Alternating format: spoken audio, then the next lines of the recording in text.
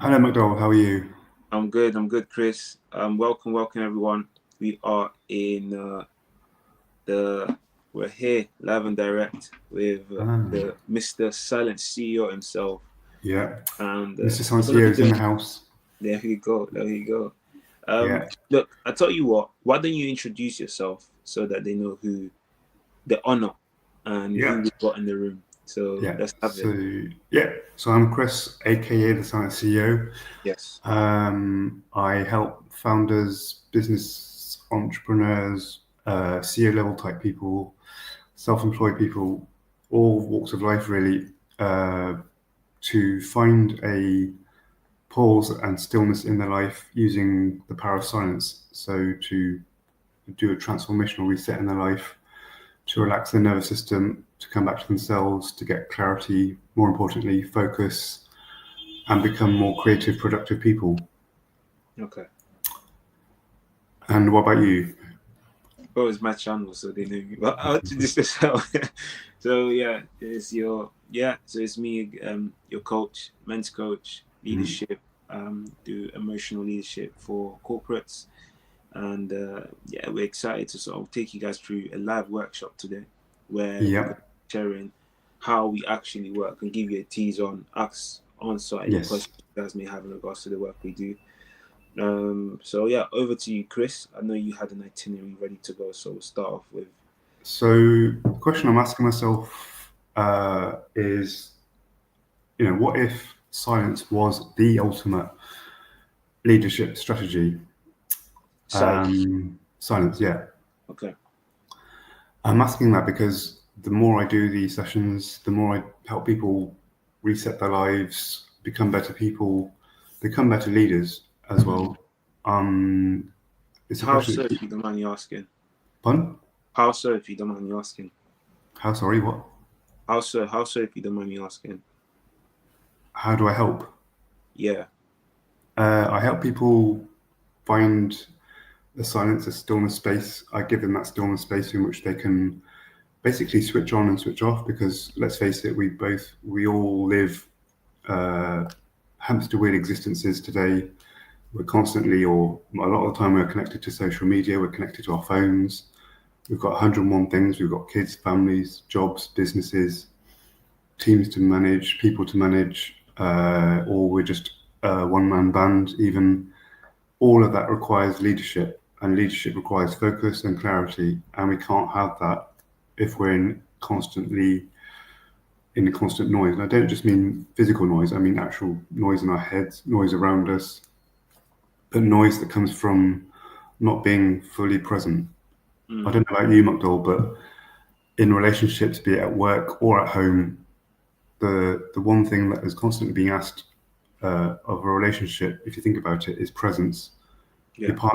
Our partners, our colleagues don't care what we do really fundamentally, as long as we are present when we do it, when we are physically and fully present. That is the precious rare commodity which we need to learn the art of maintaining at all times. And it's difficult to do that when we are constantly being bombarded by distractions, be it, our phone, our families, our friends, our colleagues, everything that we are constantly trying to manage, like, trying to juggle so many things at the same time. And it's hard work.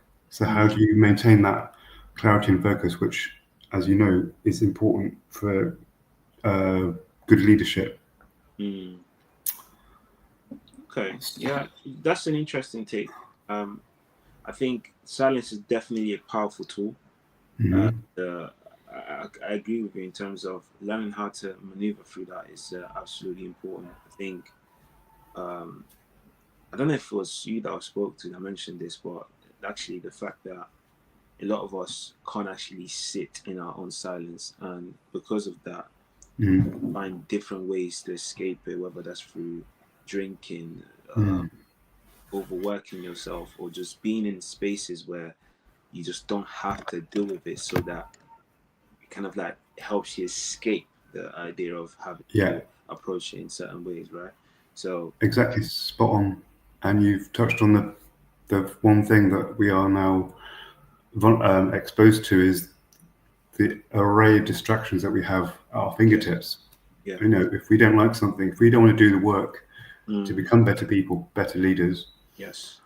we rush to our phones, or we get a drink, or we go in the cupboard and get something to eat, because we don't want to face what's really hurting us, what's really needs to be looked at. And that's why I do what I do, is offering that silent space where, yes, it's uncomfortable silence, but it's only in that silence that we can face our troubles, our worries, our problems, anything that's getting to us. Because as long as we keep distracting ourselves with whatever, we're not going to become the best version of ourselves that we can be. Yeah, that's powerful. That's really, really powerful. So sorry, go on. Yeah, no, go on. So what question has been your turn? What question has been bugging you constantly in terms of leadership, masculinity, that you want to put out there? Very controversial, this one. Okay. Who taught you leadership? Because I'd argue that most people don't know what that looks like. Because if you're basing it off your title, and I actually made a video about this yesterday, right? A lot of us think that because of our title, the more heavier our role in this prospective company, the more leadership we should have, right? Because we're responsible for more things. But if leadership is solely based on responsibility, then the CEO doesn't need to listen to the CTO, because the CEO has more responsibilities.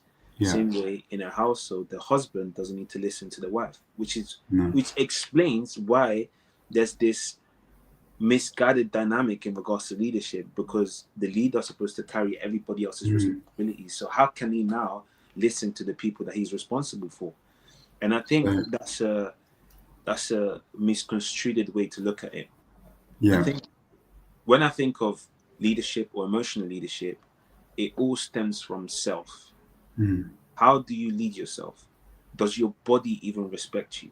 Because if I said something and I'm going to do it, and I didn't do it, why does me now asking someone else to do something, they're not doing it, and then I'm expecting to do it, bother me? If it doesn't bother you not respecting you, why should someone else's word bother you? You don't respect yours, right? So I think the idea of, it's like leadership has been this external thing that we look at, but I believe it's internal first, and then it expands externally. The more you're able to look at yourself and say, I need to do this, I need to improve in this, or I need to improve. Like, for instance, this call was supposed to, and I'm going to be honest, but this call was supposed to come at 10 o'clock, right? I was late, and I apologized, right? A lot of us fail to realize the power in taking accountability for the wrong things we've done. And I think I agree. If leaders were to retract and redefine what leadership is, and like lead others how you lead yourself, right? But that would change a lot of people. Totally. You asked the good question at the beginning of what you said. Where did I learn leadership? I learned leadership at school. I learned leadership from people I met. I didn't really learn leadership from my family, from my parents. And people might think that's wrong, but actually, it's not school's responsibility to teach you leadership. It's not your parents even. Yes, they can, because they can copy what your parents do unconsciously, and you copy their way of leading. Because leading in my parents' world was, you go to school, you learn, you come home, do your homework and all that. But that's not leadership. And I'm learning now, all these years later, that I've got to learn how to lead myself before I can learn from anyone else about leadership. Leadership is something I've got to teach myself. Yes. And I think we've been brought up to think that we have to go somewhere to get leadership. We have to go to an evening course. We have to go to coaches and mentors, and we look at film stars. We look at people. We put people on a pedestal because we think that's the way to learn leadership. But what happens when those people fail us, or when they fail leadership? That has a knock-on effect on us. it's got to come from us, and it's hard work teaching yourself leadership because you've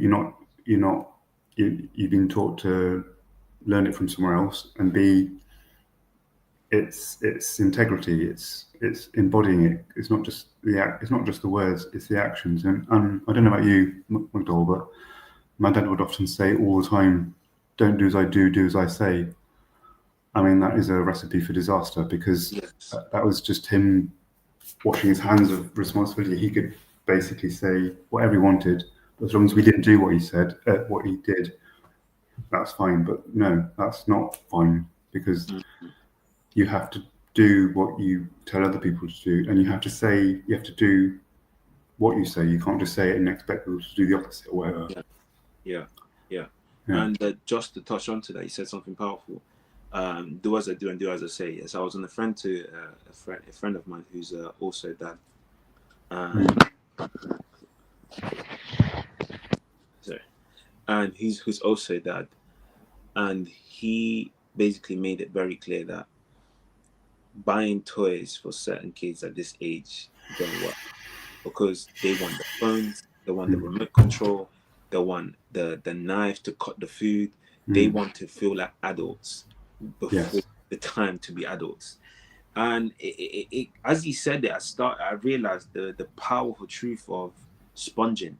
When we sponge, we don't sponge based on what the person says. That's not sponging. No. That's just someone utilizing their conscious information to try to change the narrative despite not changing theirs. So how can you tell me something that didn't work for you or you didn't believe in and expect it to work for me? That doesn't add up. And actually, when I now connect the dots, I realized that your habits are what people copy. The way you interact with people is what people copy. And to answer your question, Chris, in regards to if there's anything you said that I see differently, I think yes, leadership is something that you must certain sort of it's something that it's your battle to own. It is your responsibility. And this is what I tell anyone that I work with. I cannot get that stuff out of you. I can guide you through it. Yeah. But it is your job to get your leadership out, because the moment I have to lead you or guide you through it, you're no longer a leader, you're a follower. No. Yes. And the concept is you can be a student, you can learn. I learned from some of the people that have gone ahead of me, Tony Robbins, Mark Gallo, and Grant Cardone, and you name it. I've learned from a lot of people. I was a student, but I didn't allow that student title to stop me from leading myself into spaces where I needed to be. Yeah. So I think the concept sticks to, all right, I'm a leader. Who do I know that's leading how I would want to lead? Who has the results that I would want to have as a leader? Yeah. Those people you ask questions about, and you say, "Oh, by the way, what did you do in order to get here?" And this is about leverage, right? Standing in the shoulders. Exactly. Yeah, and it's that same old. It's the old saying that I keep bringing up because it's true. You can bring a horse to water, but you can't make it drink. Absolutely. You can guide people towards how to lead themselves and how to lead other people, but you can't force it on them. Yes. If it doesn't come from them already, if the desire and the passion to do it for themselves doesn't come out of them, because that's the other thing that I'm also aware of doing this silence work is I can't force people into silence. I can't force people to these sessions. I can't force people to heal themselves, make themselves better, because that's what I'm doing. I'm healing the world doing this stuff. Yes. I'm not blowing my own trumpet. I am healing the world. Even if I heal one person a day doing this silence work, I'm healing the world, because that one person is going to then inspire other people. So we both inspire people, me with my silence work, you with your work in masculinity, helping men, leadership and that. You're inspiring people to inspire other people. Yeah. And it's got to come from, but it has to come from them at the end of the day. Yeah. And just to touch on that, actually, there's a concept that I came to grasp recently, which is there's 8 billion worlds. And in those 8 billion worlds, there's 8 billion perspectives. and those Yeah. 8 billion perspectives carry a truth and a lie. Mhm. So every truth is a half truth because every perspective is different. You know, Yes.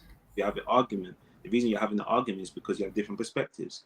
Now, the idea is we want 8 billion worlds to come together into one, and that's not feasible Yeah. because in order No. for 8 billion worlds to come into one, you need to dismiss 7 billion worlds. Well, Yeah. 7,999,999 something worlds, right? Yeah. So, which is not feasible. So, what No. is the truth? The truth is, I hear what you're saying, and you connect the dots, and you see how I can learn from your world. For instance, I could have easily said, Chris, you know what?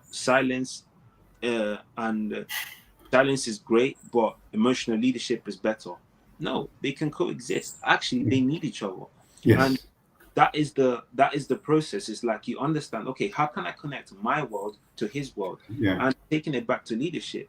Mm. When we try so hard to focus on this one-way ticket stuff, Mm. we're forgetting that we're actually dismissing the truth that that other person sees, and it's as true as it is to us as it is to them. By the way. Yeah. Like when you're arguing with someone, they believe that what they're saying is the truth. They're not. Yeah. They're not trying to deceive you or they're not stupid or dumb. No, No. no. They believe that what they're saying is true. So, Yeah. like I used to work in a mental institution, and I never ever dismissed someone's experience. I didn't call them crazy. I didn't say, okay, what No. made you think that? Right, and I helped them connect the dots because going back to coaching, I can't change you. No.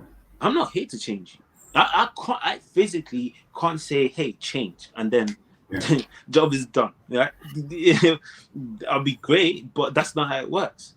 I need to help you see in your world how what I'm saying can be implemented in what you believe in, Yeah. and that is the transformation that Mm. we are talking about here. Is the fact that as a coach, as a mentor, as a speaker, I can't change what you believe. I No. can't force you to drink out of my cup. What I can Mm. do is show you how what you believe is stopping you from getting the very thing you want. Yes. So, going on from that, what would you say is at stake from your work, and what is the one? Why do you do what you do? What is at stake, and what? Um, well, I do what I do because number one, it's a personal agenda for me. I Mm. think I grew up wanting to understand how leaders operated. I was always like fascinated by the people that were putting everything and everyone together, Yeah. but I wasn't n- so inspired by the people that weren't, or the egotistical people that were just trying to just looking out for themselves and just doing whatever they wanted to do. I wanted to understand leadership. So I ventured into this space where, because I didn't have any sort of leadership, I had to understand how to build it for myself. Yeah. And the reason why that now became my life's mission now to do that for other men is because I also understand that there's a lot of men out there that either pretend to be leaders and when it matters they crumble, or they have those skills that stop them from being leaders because they want to preserve or be, they believe in kindness strongly, and that kindness, just as much as its strength, is also their kryptonite because it's stopping them from seeing how the boundaries that they create don't stop them from being kind, but they Yeah. need to be implemented so that they can protect their kindness and not burn out or suffocate in the fact that they utilized. You can't utilize. You can't go to a battlefield and say, I'm gonna kill them with kindness." No, you better use a sword, right? So, what would you say? What when you work with clients, what would you say is the number one doubt, niggling question, challenge, problem that your clients face? How do I navigate vulnerability? I Okay. think a lot of leaders struggle with vulnerability, Yeah. and it's that enigma. How do I admit I'm weak so I can be strong? Okay. And a lot of us don't get to that space. So we get to this space. Mm. I'm going to pretend to be strong whilst I know I'm weak. Or you But blame other people. Yeah, and then you try to deflect, cover it up, do whatever you can just to make sure that it just doesn't come back to you. Okay, so sorry, go on. And what happens is, when I speak to clients or work with clients in regards to that matter, I show them that you have to be weak first. You have to expose it. You have to, and it doesn't define you. You just have. It's like, I'm terrible at cooking. That's fine. I can accept that. Now I can focus on step 1 of how to cook, step 2 on how to turn the stove on, and then the next is the reps, right? But it's just going into that room first. A lot of people are hesitating because weakness in men is seen as this stigma that stops them from becoming strong. So because they don't want to be weak, they don't get to be strong. And instead of understanding that in that weakness is where you find your strength. If you can admit, hey, I'm weak, but that's not where I'm going to stay, everything changes because you're not scared to confront your vulnerabilities. And that's a great question that you brought up, how to navigate vulnerability. So if we take that, how do we navigate vulnerability? Yeah. My next question, which is what I'm going to lead into the silence bit. So your clients are going, how do we navigate vulnerability? But the problem is, at the same time, how are people relaxing? And I'll show you the link between the two. How do people relax today? People relax by drinking shed loads of coffee. Yeah. Yeah. They relax by drinking alcohol. Yeah, cigarettes. We relax by smoking, vaping. We relax by moaning, venting, be it on social media or not social media. Yeah. We relax by eating sugar, binging Netflix, McDonald's. We have so many ways, as I said at the beginning, of relaxing. So imagine if you can see the link then is, we've got this burgeoning question of how do I navigate vulnerability? The people who go into that room that you call it go to you and they get help from you to do that. But the majority of people don't.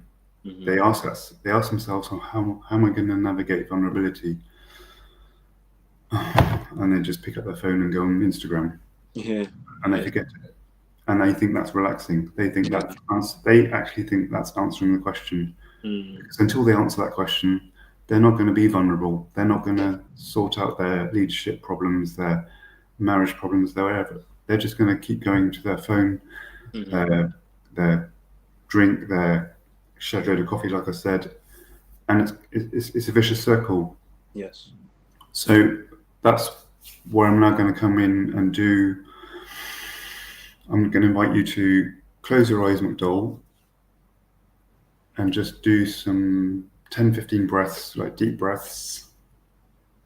And you can quickly think of something going on in your life or something that you're finding challenging or struggling with, and just think about it, but just keep breathing like for a few minutes.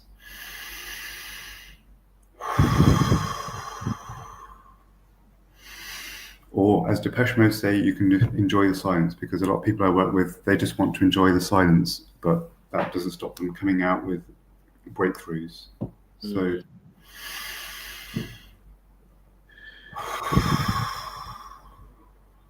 So for example, I'm one of your clients and I'm going, McDowell, how do I navigate vulnerability? And I'll say in my silence space, take that into the silence. Put your phone away, put everything away, put your worries away for a second and just focus on that niggling question of vulnerability. Yeah. And what happens is, from the breathing, it's the key to coming back to ourselves, to landing, to feeling our feet on the ground, being mindful of where we are with that question or without that question. Because we don't breathe. You go on the bus, the train, the underground, look around you, people are on their phone. Most people are on their phone. We've lost the art of how to breathe, and we need to breathe. It's a lifesaver. We cannot lead anyone, let alone ourselves, if we're not breathing. I mean, it might sound bleedingly obvious, but breathing is a lifesaver. Yeah. because otherwise we just become suitcases of clogged up sand, and that's what causes illnesses, cancers. It's when the body can't take anymore because we're overloading our bodies with all these burgeoning questions, concerns that people come to both you and me for. Yeah. And it's good that they come to us, but majority of people don't. They just sit with these questions and distract themselves, and they get unhealthy. They become more sedentary. Instead of which they could just breathe, Yeah. So instead of scrolling, instead of binging, instead of drinking coffee, instead of going on Instagram, instead of whatever, just silence, just come back to who we are, and do our bodies the world a good, and make it that we live longer. There is so much at stake that I see this with the people I do these sessions with.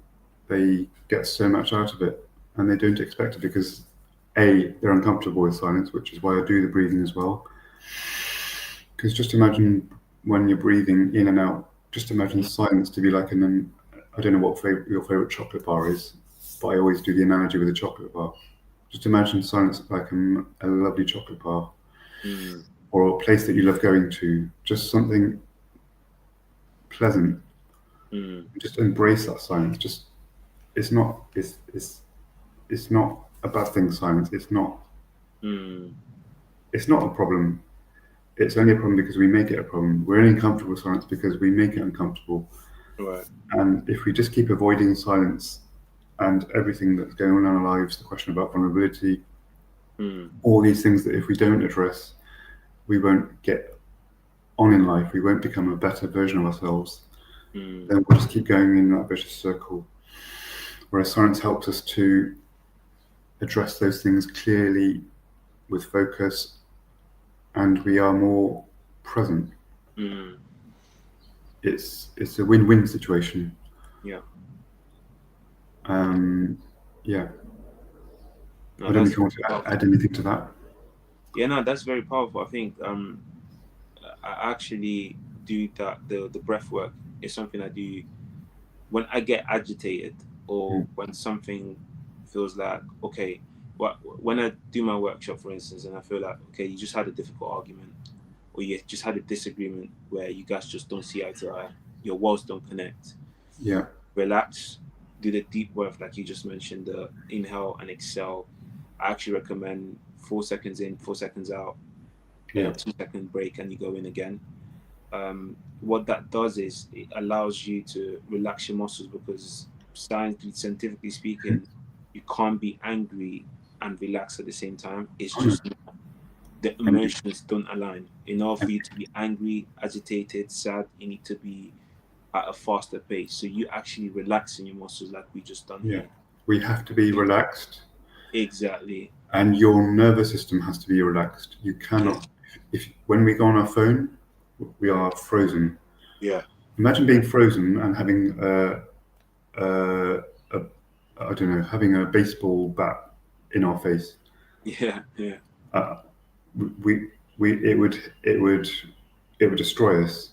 If our nervous system is relaxed, we're able to respond, not react, respond. So, like in an argument, we tend to react, like because we're frozen.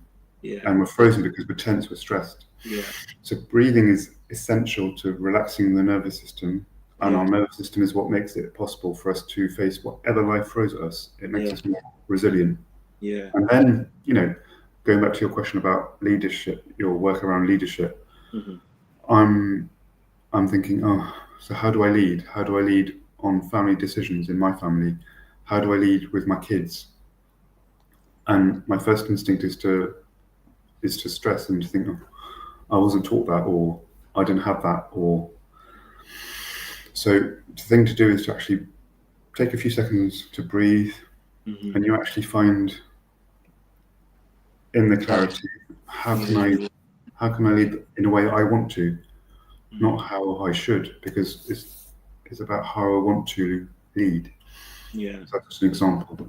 Yeah, of course. And just to touch on that as well, uh, add the fact that when you give your time, when you stop the reaction from happening, Mm. the next move is a response. Yes. And you always want to respond and not react to things, because when Yeah. you react to things, someone's responding to your reaction. Mm. So, in other words, so the person that wins the situation or conquers the situation is the person that's responding. The Yeah. person that's reacting is always at a losing end. So the Yeah. moment you can sense you're reacting, you're like, oh, let me do some deep breathing. Yeah. In Let me arguments think with my of my wife, next step. if I react, I nothing changes.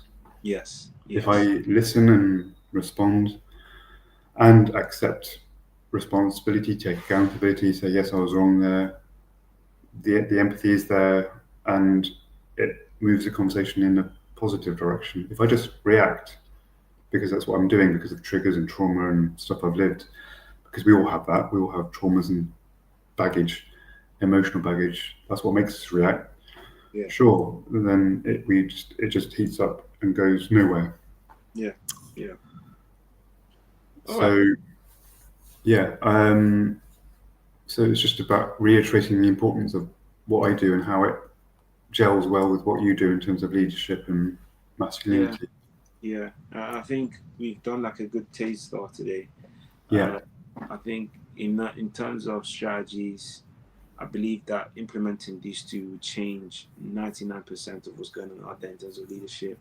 I think now that AI especially is coming around, it's important to diagnose what you're feeling, why you're feeling it, but it's also mm, very important to diagnose how to address it and move on from it, which is where we yeah, come as founders of the work we do in providing a escape or a way out that allows you to maintain your authentic self, but find ways to address situations without losing your authenticity or your ability to calibrate the situation because yeah, you've your temper, you've lost yourself, or whatever the case is. yeah, Because that's not just lost in temper, that's retention. That's yeah, you lose your head once a few yeah. times, you're gonna lose staff members, right? And it's authentic. Your wife, uh, the partners of your clients, their work colleagues, all they want from us are two things: is presence and authenticity. Yeah, And we yeah, can't give either. We can't be leaders. We yeah. can't lead anything from a place of tension, stress, or Mm, being constantly performing. It's people. yes. My wife doesn't want me to perform. She wants me to be. Mm, And we have been brought up in a world, in a society that is obsessed with mm, having the house, the mortgage, the nice car, the holidays away, the gym membership, all that is having. People, we are programmed to do our utmost to get it. High school, private school education, university, we run up that greasy pole because we're told to have. mm, And then we burn out because it isn't working. It's not yeah, for us. yeah. It's about who you are when you are leading. Who are you when you are in your silence? Who are you when you are leading your family, talking to your wife? Yeah. Who are you? And from then, and that's where science can help you get clarity on that. Hmm. Okay. Then from that, you can create and produce, and it'll be authentic, organic, beautiful, Mm, amazing work because it will be from a place of you. People want us to be ourselves. yeah. It sounds funny, perhaps, but and then when we create and produce, then we can make money, we can make things that people want, Absolutely. and then we can have the nice house. Yeah. It will be authentic. It will be, and it Yeah. won't be through burning out and having a heart attack and dying early or whatever. That is what's happening in today's society because we're all about having. Yeah. We've got to focus on being. Yeah. Yeah. Yeah. So, with that said, Chris, Yeah. it's been a pleasure. I think the audience has definitely benefited from this, or they will benefit from this. Obviously, this is going to be on my channel. So how do people contact you if they Yeah. want more So, information on what you do? we can we feel free to reach out to me on LinkedIn. Yeah. name is right there. Dr. Yeah. Royal, author, speaker, men's coach, and workshop facilitator. And of course, we've got Chris over here. Yeah, and they can book a virtual, like a chat session with you, and with me, they can do a virtual coffee for just to find out more about how I work and how we can work together. Yeah, sure. And yeah, I guess that's it for us. And Yeah. see you next time. All right, Chris, thank you. I've enjoyed today. Thank you very much, McDowell. All right, cheers.